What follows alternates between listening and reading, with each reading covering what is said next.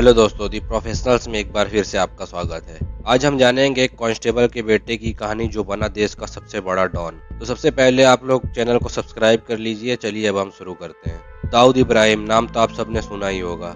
भारत के most wanted gangster Dawood Ibrahim को लेकर कई दावे किए जाते हैं और इस बार उनकी पत्नी के फोन को लेकर कई दावे किए जा रहे हैं। भारत के most wanted gangster Dawood Ibrahim को लेकर कई तरह की रिपोर्ट सामने आती रहती है और अब बताया जा रहा है कि दाऊद इब्राहिम इस समय कराची में है। दाऊद इब्राहिम के कराची में होने का खुलासा उसके भांजे अली शाह पारकर ने प्रवर्तन निदेशालय के सामने किया है। इतना ही नहीं, अली शाह पारकर ने यह भी बताया है कि उसका परिवार कई मौकों पर दाऊद की पत्नी के संपर्क में रहता है। ग्लोबल टेररिस्ट दाऊद इब्राहिम के पाकिस्तान में होने के कई बार दावे किए जाते रहे हैं। दाऊद के कराची में होने की खबर के बाद एक बार फिर दाऊद खबरों में आ गया। दाऊद के कराची में होने की कहानी के बीच आपको बताते हैं कि दाऊद इब्राहिम ने कब भारत छोड़ दिया था और दाऊद के जीवन की क्या टाइमलाइन है। इसके बाद आप दाऊद के बारे में काफी कुछ जान पाएंगे। तो दोस्तों आइए जानते हैं दाऊद ने कब छोड़ा था भारत। दाऊद के भांजे अली शाह का ही कहना है कि दाऊद इब्राहिम ने 1986 के बाद भारत छोड़ दिया था और कुछ जानकारी से ये भी मालूम हुआ है कि वो इस वक्त पाकिस्तान के कराची में है। इसके अलावा अली शाह ने बताया कि जब दाऊद कराची गया था तब वो पैदा भी नहीं हुआ था।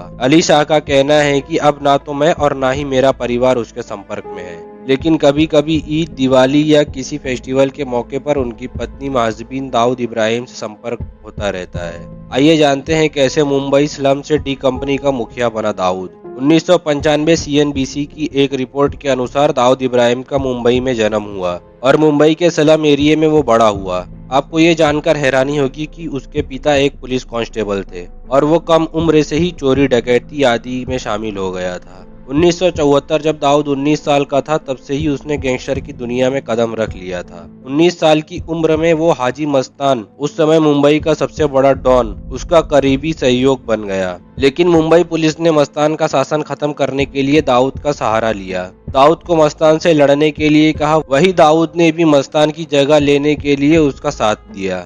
1981 इस वक्त दाऊद के कई दुश्मन भी बन गए थे और कहा जाता है कि एक बार गैस स्टेशन पर 3 हथियारों ने दाऊद और शब्बीर को घेर लिया था। जहां शब्बीर मारा गया वहीं दाऊद फरार हो गया। 1984 फिर दाऊद और भी खतरनाक हो गया और 3 साल की अवधि में दाऊद ने अपने भाई की हत्या में शामिल सभी तीनों हत्यारों को मार डाला, जबकि मुंबई पुलिस ने दाऊद को मस्तान के खिलाफ कर दिया था और हिंसा के मामले इतने बढ़ गए कि पुलिस के लिए संभालना मुश्किल हो गया। इसके बाद 1984 में दाऊद पर हत्या का आरोप लगाया गया। कहा जाता है कि बाद में वो दुबई भाग गया, जहां वो व्हाइट हाउस नामक एक बंगले में रहता था। साथ ही दाऊद ने अपने घर में क्राइम के बड़े मास्टरमाइंड को बुलाया और छोटा राजन को अपनी डी कंपनी चलाने के लिए कहा। 1991 जैसे ही भारत ने विदेशी देशों के लिए अपना बाजार खोला तो काला बाजारी का जमाना पुराना हो गया। धीरे धीरे मुंबई के डॉक पर दाऊद की खेप वाले जहाजों की संख्या कम हो गई। कहा जाता है कि उसी साल पुलिस और डी कंपनी के मेंबर्स में भारी गोलाबारी हुई।